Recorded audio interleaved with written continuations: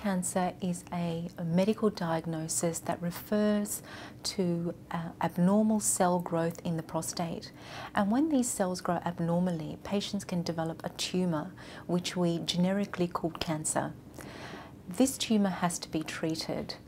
About 1 in 5 men who get a diagnosis of prostate cancer will go on to develop clinical depression. And whilst prostate cancer can be treated by your urologist, it's important to remember that the clinical depression can also be treated, but it will usually be treated by your psychiatrist. Depression is a clinical syndrome. It comes under the umbrella of mental illness. It's important to realize that depression isn't just having a bad day or feeling sad. Depression is a mental illness that requires treatment.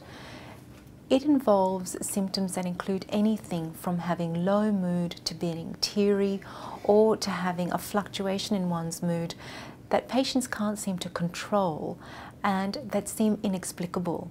Along with that comes some physical symptoms such as a disturbance in appetite, a disturbance in sleep, feeling lethargic, unmotivated, just not being able to concentrate or do one's work like you can normally do.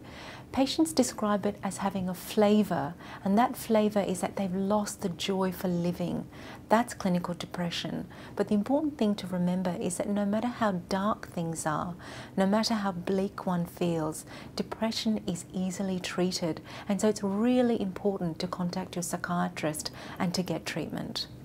Anxiety is a state of excessive worry, and often even the patient can tell us that they're worried unreasonably. Sometimes they know what they're worried about, and it can be everyday things that they just keep on and on and on worrying about.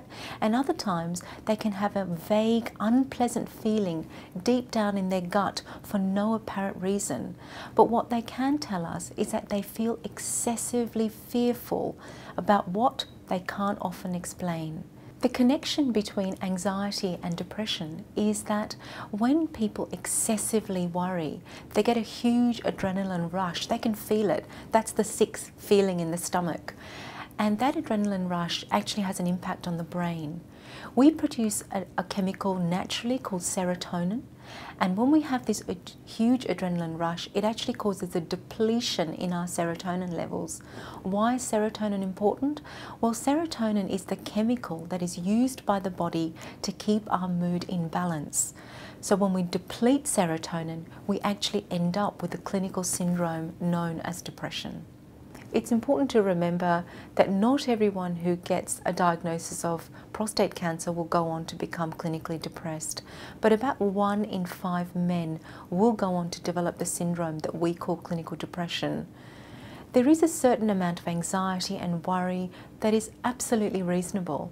Most men will be concerned about what does the diagnosis of cancer mean? What does the diagnosis of prostate cancer more specifically mean? What are the implications of surgery? And what does that mean for them after having surgery? Will there be a lot of pain? Will there be an impact on their sex life? Will they have a problem with erectile dysfunction? And what impact will that have on their marriage? And more importantly, on their levels of confidence? So obviously, when this worry becomes excessive and when men go on to develop depression, that's when we as psychiatrists want to get involved, and that's when we as psychiatrists want to treat you. But it's really important that you let your urologist or your GP or your loved ones know that you're starting to feel this way, because you, like 1 in 5 men, could have a diagnosis of clinical depression, a condition which is easily treated. I think the thing that's important to understand is that depression is treatable. You've got to tell the people who love you that you're struggling. Because remember, these symptoms of depression are subjective. Only you know that you're feeling them. It's rare that those around you will pick it up.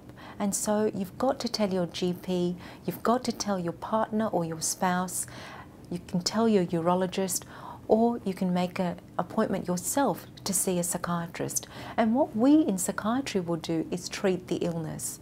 Now, treatment can involve certain options. More often than not, it will require a combination of 2 things. One is medication, and the second is psychotherapy. And psychotherapy is one of the talking therapies. What treatment you get will depend very much on your presentation and your history. So depending on the symptoms you tell us you're experiencing, we will make a decision about whether or not medication is important and which kind of psychotherapy is best suited to you. The first thing to do to help yourself or to help someone else is to ask for help.